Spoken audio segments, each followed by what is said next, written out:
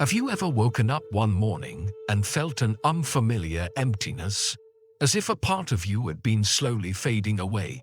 You look back at the years you've spent, giving, sacrificing, holding everything together for those you love, and now as the seasons of life shift, a quiet question lingers in the back of your mind. After all I've given, what is left for me? Life is fleeting, like the morning mist that rises from the river, only to vanish with the first rays of sunlight. For decades, you have poured yourself into others, your family, your relationships, your career. You have built, nurtured, and supported, always putting the needs of others before your own. And yet, as the years advance, you may find yourself standing at a crossroads, asking, where did all that energy go? And more importantly, who is giving back to me? Buddhism teaches us a profound truth. Attachment to expectations leads to suffering. We believe that love, loyalty, and care will be returned in kind. But the world does not pause to reciprocate. Younger generations are busy carving their own paths, wrapped up in their own struggles, their own dreams. If you spend your later years chasing their validation, trying to keep a place in their ever-moving world, you may find yourself exhausted, disheartened, and even resentful. So what is the answer? It is not in grasping for recognition, nor in chasing relationships that no longer nourish your soul. The answer is simple, yet profound. You must choose yourself, not out of selfishness, but out of wisdom. The time has come to reclaim the energy you have given so freely, to turn inward, to nurture your own spirit, and to embrace peace in solitude. This is not an escape from life, but a return to yourself, to what truly matters. Because in the end, the greatest act of love you can give the world is to first love yourself. The illusion of reciprocity. Throughout life we invest in others, believing with unwavering faith that love, kindness, and sacrifice will one day be returned in equal measure. We give with open hearts, expecting that our gestures of goodwill will set forth a cycle of reciprocity. Yet, as time drifts forward, a sobering truth emerges. Our efforts, no matter how sincere, are not always mirrored back. This is the nature of impermanence, or anicca. As the Buddha taught, everything changes: relationships, people, circumstances. What once felt deeply intertwined can, over time, unravel into distance and indifference. Picture an elderly man, once the pillar of his family, the provider, the protector. In his younger years, he worked tirelessly, ensuring his children had every opportunity he never did. Late nights, early mornings, sacrifices big and small. His love was evident in every unspoken gesture.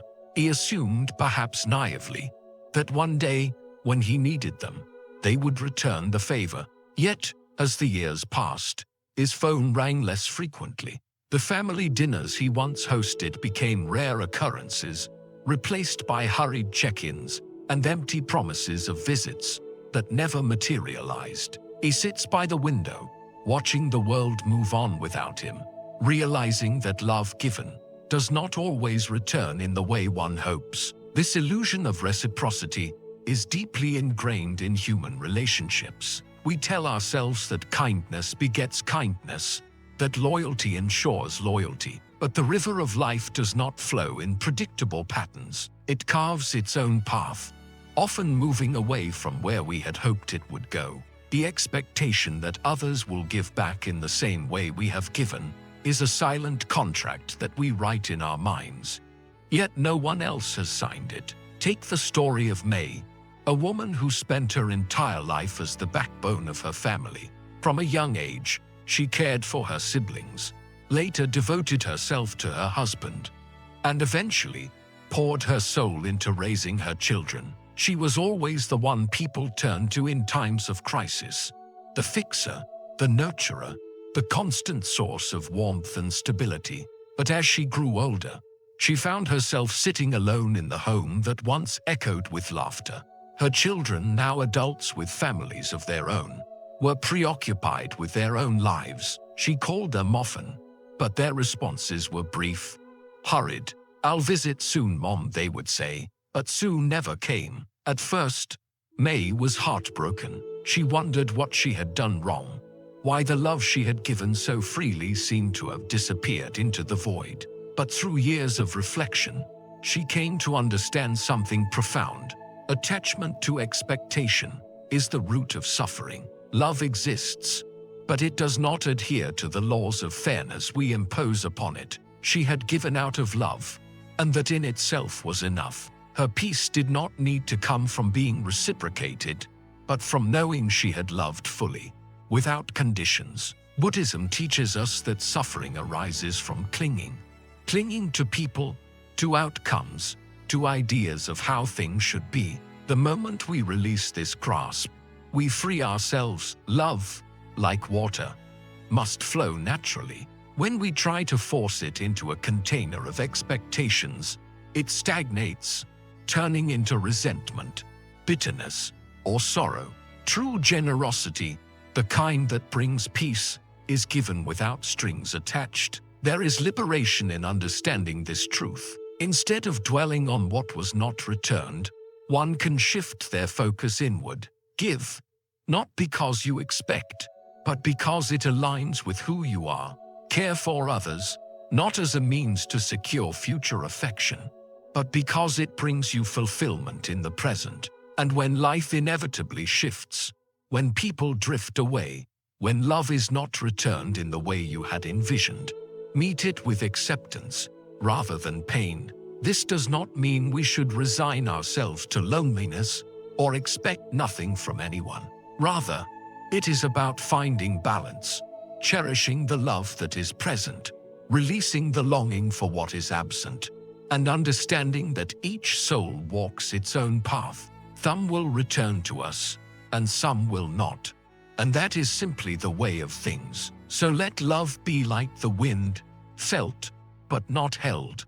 Let kindness be given freely, like sunlight that warms without expectation. And above all, let peace be found, not in what is received, but in the wisdom that giving, in itself, is enough. Reclaiming your energy. Old age is not a time to chase after others, or to beg for acknowledgement. It is a time to reclaim what was once given away so freely: energy, peace, and self-respect. For decades, you may have poured yourself into relationships, obligations, and responsibilities, giving endlessly, hoping that the love and attention you invested would return to you in kind. But now, in the twilight of life, a profound truth emerges. If you do not reclaim your own energy, no one else will do it for you. This does not mean shutting yourself off from the world or retreating into solitude. No, it means something far more empowering. It means self-prioritization. It means recognizing that your well-being is not an afterthought, but the foundation of a life well lived. So instead of seeking approval, attention, or validation from those who may be too preoccupied with their own lives, turn inward. Ask yourself, what brings me joy? What have I long neglected? What is still possible in this life? The answers may surprise you. Perhaps you once dreamed of learning to paint, but life got in the way. Maybe you always wanted to travel, but postponed it indefinitely. Or maybe it's something simpler: sitting on the porch with a cup of tea, listening to the rustle of leaves, allowing yourself to exist without the weight of expectations, walking alone in nature, revisiting the books that have long sat untouched, practicing mindfulness, not as luxuries, but as lifelines to your own essence. Let's take the story of Mr. Huang, a retired school teacher, who spent his entire life shaping the minds of others. For 40 years he gave everything he had: his wisdom, his patience, his heart, to his students. He worked late into the night grading papers, stayed after school to tutor struggling children, and even sacrificed personal time to help others succeed. He assumed that, In his later years, his students, colleagues, and family would surround him, showering him with the same care he had once given. But life moved on. His former students built their own careers and families. His children became busy with their own lives, and the school where he once taught replaced him with a younger teacher. The realization hit him hard.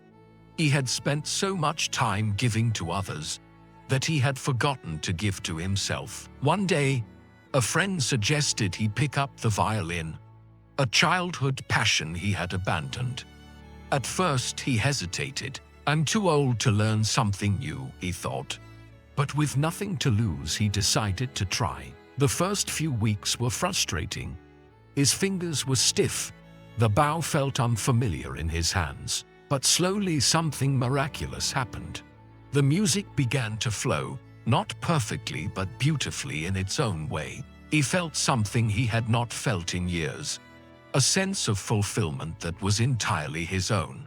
Playing the violin had no purpose other than bringing him joy, and in that joy he found himself again. Buddhism teaches the practice of samadhi, deep concentration and inner tranquility. When we reclaim our energy, we are engaging in one of the most profound acts of self-care.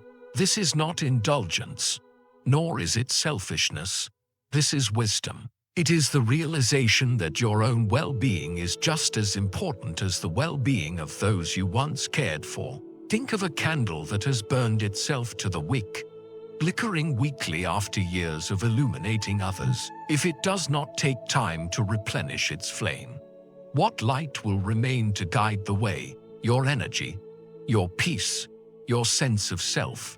These are not things to be given away without limit. They must be nurtured, protected, and restored. It is never too late to reclaim what is yours, to embrace the quiet joy of solitude, to immerse yourself in creative pursuits, to let go of the need for validation, and most importantly, to recognize that this life, this very moment, is still yours to shape. So take a deep breath, step forward, and reclaim what has always belonged to you.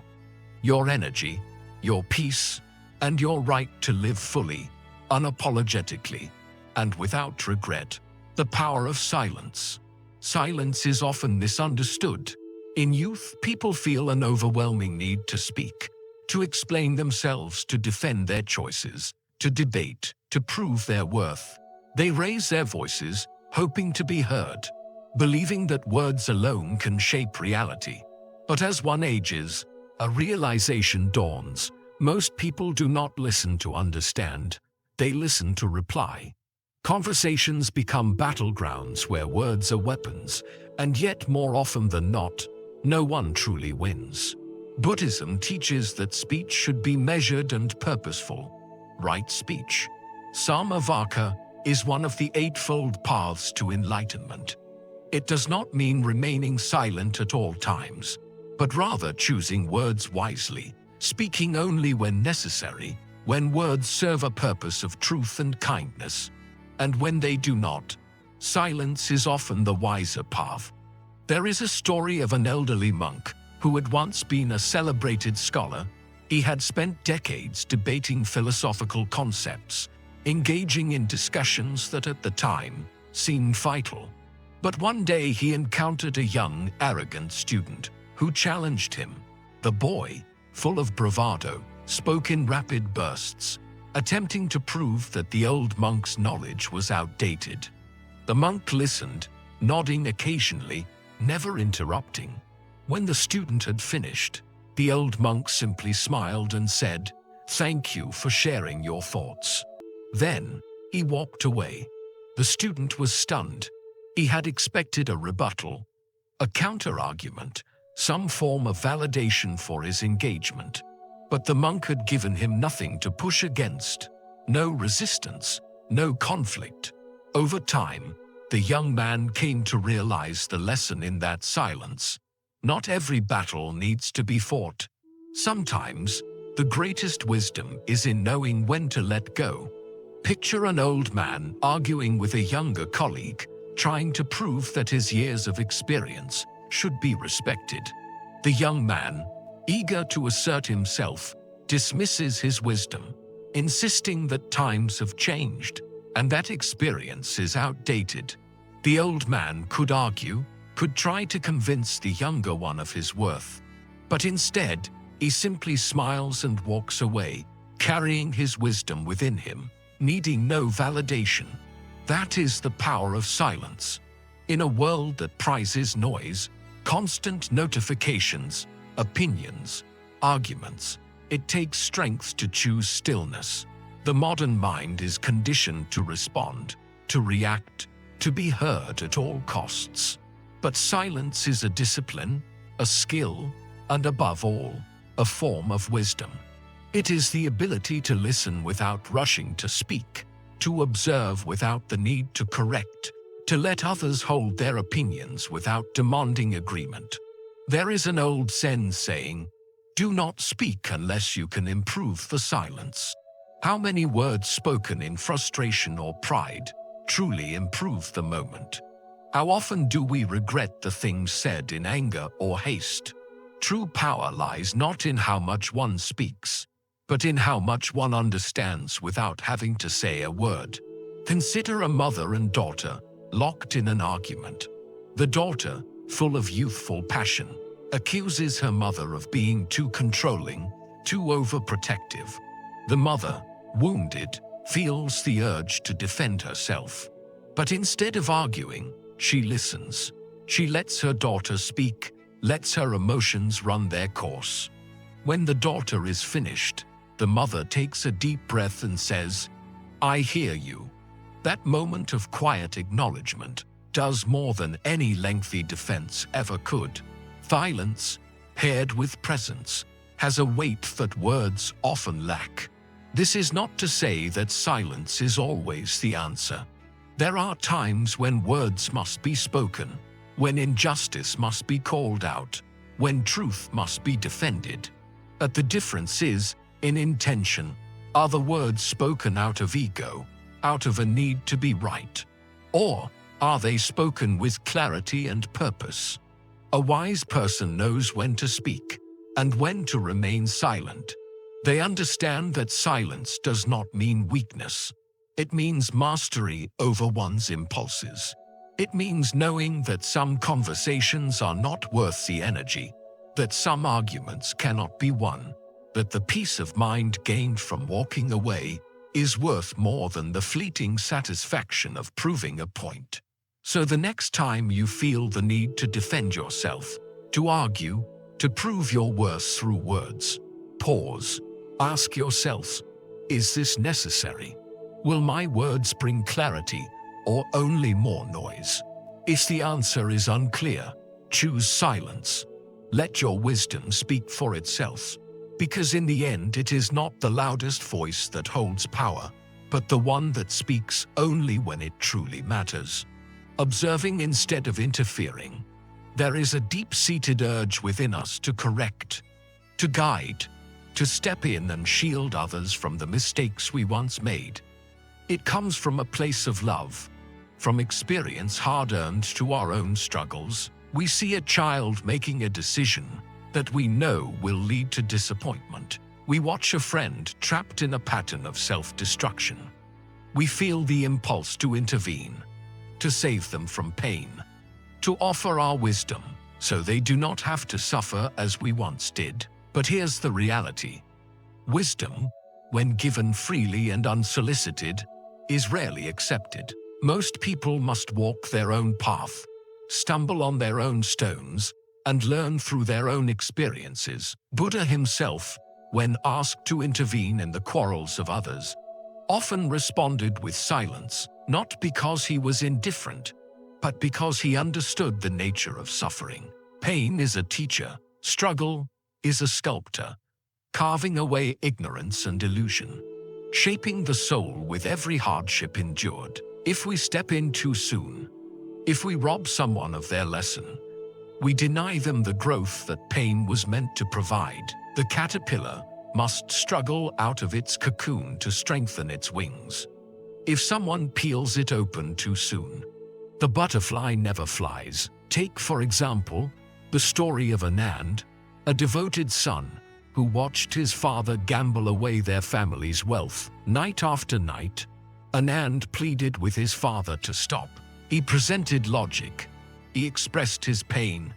He even sought help from relatives. But his father was unmoved. No amount of words, no desperate arguments, no threats could change his behavior. And so Anand made a difficult decision. He let go. Instead of trying to control his father, he shifted his focus inward. He worked harder, built a secure future for himself, and refused to let his father's choices dictate his own peace. Eventually, when his father hit rock bottom, he sought out Anand, not for money, but for understanding. It was only then, when he had faced the full weight of his own mistakes, that he was ready to listen. This is the essence of detachment, not abandonment, but trust. Trust that the universe unfolds as it should, that people must experience their own lessons at their own pace. But just because we see the storm coming does not mean we should pull others inside.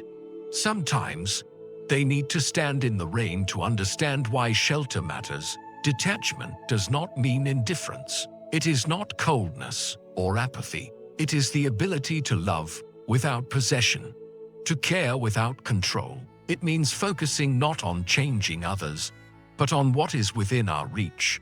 Our own peace, our own actions, our own responses. Imagine holding a bird in your hand, squeeze too tightly, and you crush it. Hold it with an open palm, and it may stay or it may fly.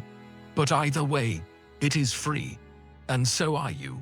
Consider the old fisherman who lived by a river. Every day, he watched young men struggle against the current, trying to swim across despite the dangers. Many times, he had the urge to call out, to warn them, to tell them to take the safer route further downstream. But he knew that some lessons must be learned firsthand, so he remained silent. And in time, those who struggled eventually found the strength to swim more skillfully, or learned to respect the river's force. Had he intervened, they might have never developed that wisdom on their own. Not everything needs our interference. Not every battle is ours to fight. There is an art in stepping back, in allowing life to be what it is, without our constant attempt to shape it. True wisdom is knowing when to speak, and when to stay silent, when to help, and when to step aside. So the next time you feel the urge to correct, to fix, to change someone, pause, ask yourself, am I doing this for them, or for my own discomfort with their struggle? If the answer is the latter, let go. Focus on what you can control, your own energy, your own journey, your own peace. Because at the end of the day, the only person you truly have the power to change is yourself. Letting go of the need for approval. One of the greatest sources of suffering is the need for approval. From childhood, we are conditioned to seek validation, to be praised for our achievements, to be accepted by our peers, to be loved by our families. This craving for approval seeps into every facet of life. The way we dress, the career paths we choose, the relationships we enter. People spend years, sometimes decades, shaping their actions based on how others perceive them. They fear rejection, long for appreciation, and crave acknowledgement. But as time passes and the later years of life arrive, a crucial question emerges: why am I still trying to prove myself? There is a story of an old woman named Lila, who had spent most of her life seeking the approval of others. As a young girl, she was the obedient daughter, always striving to make her parents proud. As a wife, she sacrificed her own dreams to be the supportive partner. As a mother, she placed the needs of her children above all else. But when she found herself alone in her 60s, with her children grown and her husband gone, she realized something unsettling. She had never truly lived for herself. Every decision, every sacrifice had been made with someone else's approval in mind. And now, Standing in the silence of her own existence, she wondered, who am I when no one is watching? The truth is, no amount of external validation can bring lasting peace. The more one chases approval, the more power they give away. The Buddha taught that true happiness arises not from being understood by others, but from understanding oneself. Imagine a traveler carrying a heavy sack on their back, filled with the opinions and expectations of others. Each step they take is burdened by the weight of what society thinks, what their family wants, what their friends expect. But what would happen if, just for a moment, they set the sack down? The relief, the lightness, the sudden realization that the journey could be so much easier. This is the freedom that comes from releasing the need for approval. Letting go does not mean becoming indifferent or isolating oneself from others. It means redefining the source of one's worth. It means asking, do I like who I am? Do I live in alignment with my values? It is a shift from looking outward for validation to turning inward for acceptance. And in that shift, there is liberation. Take the story of Anand, a former businessman who spent years in pursuit of recognition. He built an empire, gathered wealth, and climbed every ladder that society deemed worthy of admiration. Yet despite his success, he often felt hollow inside. There was always another deal to close, another person to impress, another standard to meet. It wasn't until he walked away from his career, moving to a small village to live a simpler life, that he felt truly free. For the first time, he was not performing for anyone. He woke with the sun, worked with his hands, and found joy in the smallest of things. When an old colleague asked him if he missed the prestige, he simply smiled and said, "I have nothing to prove, and that is my greatest achievement." The need for approval is an illusion, a mirage that keeps us running towards something that can never truly satisfy. Approval is fleeting, always dependent on the whims of others, but self-acceptance, that is unshakable. It is the foundation of true peace. Think about the great masters, the monks who retreat into silence, the sages who live on mountaintops. They are not concerned with applause or admiration. They do not measure their worth by external recognition. They have found something far more valuable: contentment within themselves. Letting go of the need for approval is not an overnight process. It takes practice, patience, and deep introspection. It requires the courage to say, "I am enough as I am," even when the world says otherwise. It means standing firm in one's truth, even if it goes against the expectations of others. It is the art of choosing authenticity over acceptance, peace over performance.